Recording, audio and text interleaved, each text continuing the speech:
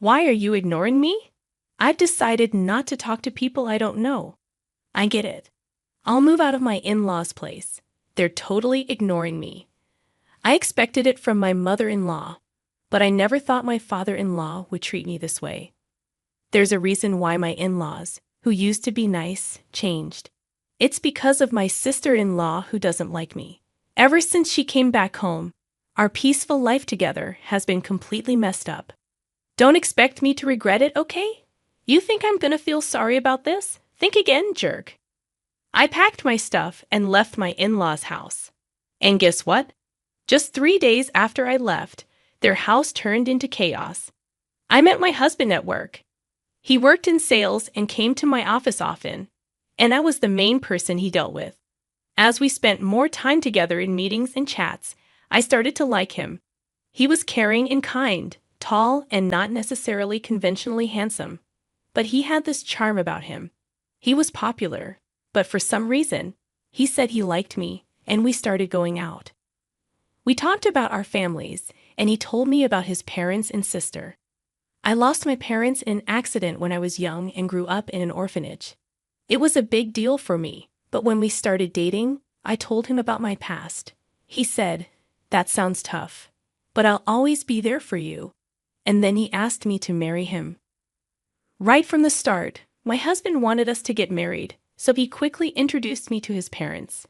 During the meeting, I shared about my time growing up in an orphanage. They listened carefully and assured me that it wouldn't affect our marriage. It made me really happy. They even said that my background had no bearing on being part of their family, which warmed my heart. Only my sister-in-law, who was very close to her brother, seemed surprised, asking, "You grew up in an orphanage?" My husband had to talk to her about it. Looking back, she probably didn't like me from the start. But I didn't dwell on it then. I just thought we were getting to know each other. Before we got married, my husband and I talked about moving in with his parents. We thought about it seriously, but in the end, I decided not to leave my job. It turned out my husband was going to be transferred soon anyway. I thought about quitting to go with him, but my career was going strong, and I had just been given more responsibilities. After discussing it, we decided he would move alone. After tying the knot, I wanted to enjoy that newlywed bliss for a while. I even casually thought about visiting my husband during long weekends for a little getaway. The idea of moving in with my in-laws right after marriage seemed a bit daunting, but my husband probably felt more comfortable living with them. Plus, he likely wanted to reassure his always worried mother by having us all under one roof. Since I lost my parents early on, I'd always longed for a family, so living with them didn't sound too bad. Besides, my in-laws had always treated me kindly, and I'd grown fond of them. Juggling work and my responsibilities as a daughter-in-law was tough, but having a family made me happy and fulfilled. Then one day, my father-in-law approached me with an unexpected request. This marked the beginning of some tension in our seemingly happy living arrangement. It was a time when my overly anxious mother-in-law, who tended to be a bit controlling with my father-in-law, was out shopping. I was about to start cleaning on my day off when my father-in-law asked to talk to me. "What's up?" "Well, I don't want my wife to find out, but I'm taking a leave from work." "Wait, a leave?" He explained that he'd been having issues with his boss and colleagues, and his health had gotten so bad that he had no choice but to take time off. My mother-in-law is generally a kind person, but she's always on edge and a bit obsessive. Living with them, I started to notice her anxious habits and how my father-in-law walked on eggshells around her to avoid upsetting her. He had always been slim, but looking back, I realized he had lost even more weight recently. It would have been comforting if my mother-in-law showed genuine concern about his weight loss. Instead, when he took a sick day for a cold before, she commented, "A cold. Everyone else at your level is already at the top. It's because you're always taking time off for silly reasons like colds. That's why you're not getting promoted." Rather than being caring, she was the type to be critical. He probably tried to soldier on no matter how bad he felt. But his health kept declining, and he started taking more sick days to secretly visit the hospital. He was really struggling both mentally and physically. With his frequent early departures, lateness, and days off, There was talk of him possibly needing to take a break from work, but my father-in-law was hesitant to upset my mother-in-law in any way. If he even suggested taking time off, she'd likely explode with anger. Plus, my father-in-law didn't earn much, and he relied on overtime pay, so taking a break would mean a significant drop in income. If he told my husband, he'd probably end up telling my mother-in-law, so he came to me, asking if I could help with the bills. If I mentioned taking a break, she might even leave me. Those words hit me hard. I was grateful to my in-laws for accepting me warmly, regardless of my background growing up in an institution. Determined to be there for them, I decided to assist him during this tough period. I understand. I'll send money to your account every month. Use it for expenses. I'm really sorry. I'll try my best to get better soon and go back to work. Thank you for trusting me. After that, my father-in-law continued his routine of pretending to go to work while I sent money to his bank account for living expenses. My mother-in-law, who wasn't very meticulous with her finances, never noticed my transfers because she didn't check her bank statements closely or keep track of household expenses. Meanwhile, my father-in-law would pretend to head to work, but instead visit a mental health clinic or take walks in the peaceful mountains. Over time, his health seemed to improve. I hoped he'd be back to work soon, but then something unexpected happened. After a disagreement with her husband, my sister-in-law decided to go back to her parents' home. There's no place like home. I felt like I was going crazy living with that idiot husband of mine. I'll be staying here for a while. Can you make meals for me too? I knew right from the start that my sister-in-law wasn't fond of me. At our first family gathering, my husband was visibly upset because of her obvious disapproval. During our wedding, she wore a sour expression the whole time and even told me straight to my face, "My brother looks great, but you? He could have done better." She didn't hide her disdain for me, mentioning that it was embarrassing that I grew up without parents to attend the wedding. However, since she got married before us and had already moved out, I figured our interactions would be limited. That's why I thought living with them wouldn't be too bad.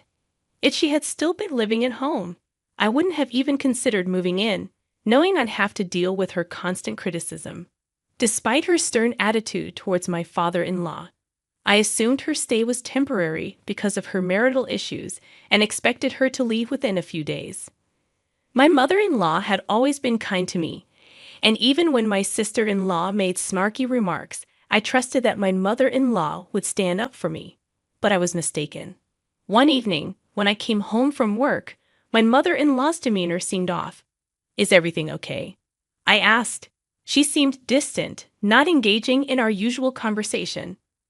When I inquired, she said, "Did you know you've been speaking ill of me behind my back?" "What? I've never said anything negative about you. You've always treated me well, and I'm genuinely grateful. Why am I saying anything bad? You've been acting like the perfect daughter-in-law, but you've been gossiping about me in secret." "Fine, whatever," I replied, and she left the room. As she walked away, my sister-in-law smirked. "Looks like you've fallen out of favor. Did your true colors come out? Your upbringing in an institution is really showing, huh? It's better not to gossip about people." "I haven't said anything bad about her." "Oh, it seems the neighbors heard you. When I returned after so long, they mentioned that you've been constantly criticizing her." "What? Who are these neighbors?" "Well, it's been a while since I got married and moved out, so I've kind of forgotten their names. I never said any of those things. Stop making things up." "Oh my, how rude of you, Mom. You're accusing me of lying and bullying," she said, storming into my mother-in-law's room. From that moment on, my sister-in-law's nasty behavior only got worse. She accused me of telling her to sleep in the hallway and take the last bath because she's just a guest. She nitpicked about every little thing and complained to my mother-in-law. Each time, I had to defend myself, explaining that I hadn't said or done any of those things. But my mother-in-law seemed completely swayed by my sister-in-law's words, falling under her influence. My sister-in-law carried on as if she had no intention of leaving anytime soon, leaving me worried sick as I headed home with a heavy heart. "I'm back. I announced, hoping for the usual warm greeting from my mother-in-law. Instead, there was silence. "I'll start dinner," I said, stepping into the living room, only to be greeted by a shocking sight. Normally, my sister-in-law would rush me to prepare dinner, but now my mother-in-law, father-in-law, and sister-in-law were all enjoying sushi together. Surprised, my sister-in-law remarked, "Looks like someone who's not part of the family is home. You're not planning on having sushi, are you?" Without a glance in my direction, my mother-in-law continued eating while watching TV. "If you wanted sushi, you should have said so." I hurried back after shopping. "Huh, no one mentioned that," I sighed. "Hey Mom, Dad, I hung out with my friends today and brought back some delicious pudding. Let's enjoy it together." My sister-in-law chimed in, ignoring me completely as they all began eating the pudding. Exhausted from work and lacking the energy to confront them, I retreated to my room without eating. The next day, my sister-in-law mentioned she was meeting friends and asked if I could drop her off at the station. I declined, as it was a work day, and we weren't heading the same way. "Come on, take a day off. It's not a big deal. Your dear sis-in-law just wants a lift. She hasn't had much fun since getting married, right? Can't you be a bit nicer?" Respectfully, "Didn't you go out with friends last night after a late call? It seems like you've been going out almost every day since you got back." "I have work. Please take the bus or train," I replied. My mother-in-law and sister-in-law were whispering in the background, but I had enough. I headed to work. That night, however, the moment that convinced me to leave happened. I was delayed at work and returned home after picking up groceries, expecting some sort of scolding. It had been raining heavily when I left the office, and I was soaked even getting in and out of the car. I wondered what unpleasant surprise awaited me at home, but when I arrived, the three of them were eating takeout just like the day before. No greeting, as if they hadn't even noticed I'd returned. But I've grown accustomed to this treatment. Glancing towards the courtyard from the hallway, I noticed something placed in the center of the garden. Upon closer inspection, it was my belongings. A designer bag I bought with my first paycheck, shoes that were a birthday gift from my husband, and even my work computer, now soaked. Shocked, I stood frozen as my sister-in-law smirked and remarked, "Having a stranger's things in the house was gross, so I got rid of them." Flaunting a designer bag like that? How arrogant. Neither of my in-laws said a word about her appalling behavior. Why didn't you intervene? What have I done to deserve this treatment? Do you truly believe her lies about me badmouthing and bullying her? Aren't you angry with her for what she did? My mother-in-law avoided eye contact, remaining silent. "Why won't you speak up? I can't talk to strangers.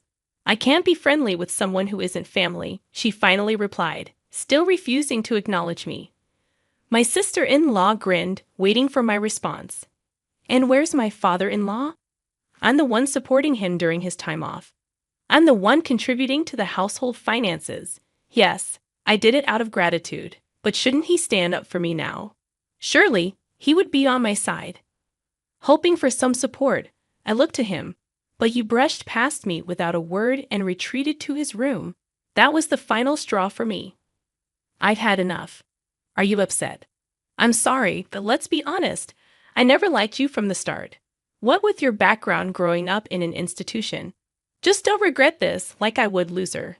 I gathered my belongings and prepared to leave immediately. Only my father-in-law seemed flustered, realizing he depended on me financially. Yet he made no attempt to stop me or defend me. I was utterly disillusioned by his indifference.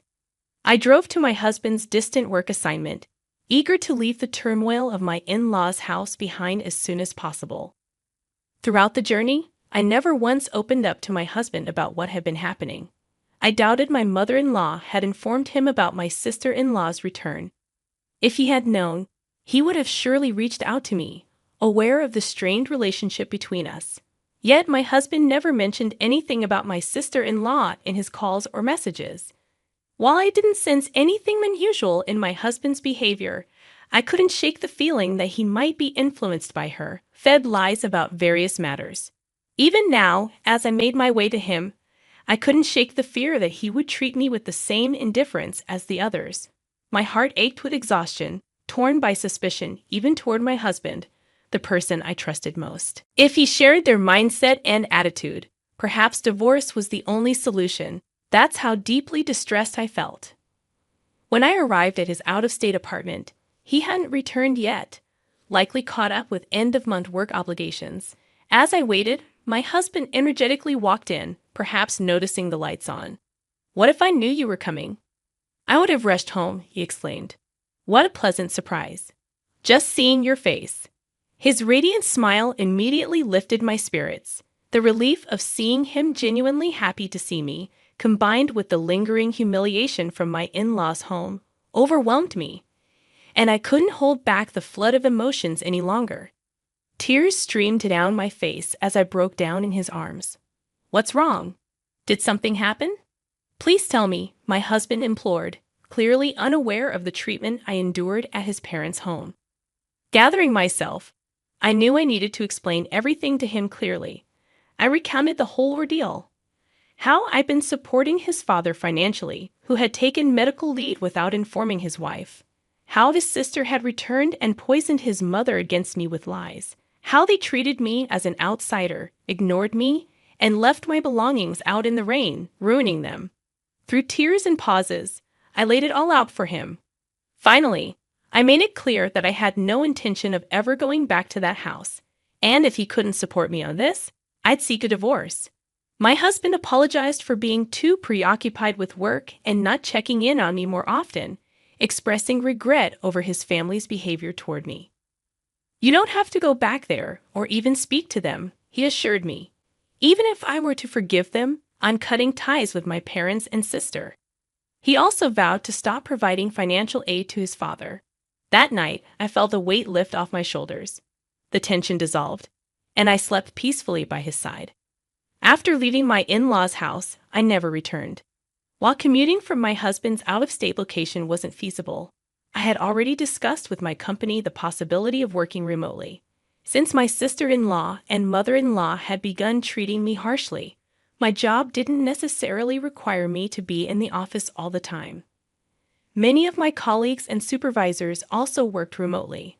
Although I still needed to visit the office a few times a month, several colleagues lived even farther away, so transitioning to remote work wasn't an issue. I hadn't truly experienced married life since moving in with his family and dealing with my sister-in-law's bullying. But now we could finally live like newlyweds. As I was setting up my remote workstation, as expected, my sister-in-law contacted me. It turned out that the day after I left their house was the day my father-in-law was supposed to get paid. Usually, my mother-in-law withdrew a certain amount and transferred it to their household account on payday, but this time she couldn't. Of course not. Until now, I have been supplementing my father-in-law's reduced salary due to his time off, I thought. Upon checking their balance, my mother-in-law confronted him, and he confessed that I had been helping them financially. "Hey, why didn't you tell me you were covering the living expenses?" "He told me not to, saying he didn't want you to know, so I kept it a secret. Anyway, we're running out of money for living expenses, and there's no one to cook or do laundry. The room is a mess. As his wife, you need to come back and take care of these things and transfer money quickly." How heartless. I told you, didn't I? I don't regret this. I have no intention of going back to that house or continuing as your maid. Why should I help people who hate me, destroy my belongings, and treat me like this? Aren't you his wife? Without your help, we can't pay the electricity or gas bills. We can't even go shopping. That's why I said it. I'm an outsider, so it's none of my business, right? I hung up, ignoring my sister-in-law's ranting. Despite their relentless calls and messages, I continued to ignore my sister-in-law and mother-in-law. Even after my husband returned from work, they persisted in their attempts to contact us. When my husband finally answered, he firmly declared, "I'll never forgive you for how you treated her, and I'm never sending her back to you. I'm not coming back either. I don't consider you my family anymore. Stay away from my wife, or you'll regret it." Given my sister-in-law's affection for her brother and my mother-in-law's dependence on him, they were likely shocked by his words. A few days later, my father-in-law reached out, pleading for continued financial assistance. Despite their acceptance of me, a girl from an orphanage, into their family, I couldn't overlook their lack of support during my time of need, despite all the help I had provided. I don't owe them anything. Why should I help those who ignored me? I'll never assist you again, I firmly stated before ending the call. Subsequently, my persistent mother-in-law and sister-in-law audaciously appeared at my workplace. Anticipating trouble, I had informed my company beforehand and security was immediately alerted. They caused a scene, demanding that I send money back home. Upon hearing this, my husband insisted, report them to the police. My colleagues at work were supportive, expressing disbelief at my past living situation. Focus on your remote work, they encouraged. Meanwhile, the pressure from my mother-in-law and sister-in-law took a toll on my father-in-law's health, leading to his resignation. My sister-in-law attempted to return to her husband's family, only to be rejected due to her affair, which had been the original cause of their conflict. This incident exacerbated their problems, resulting in an immediate divorce.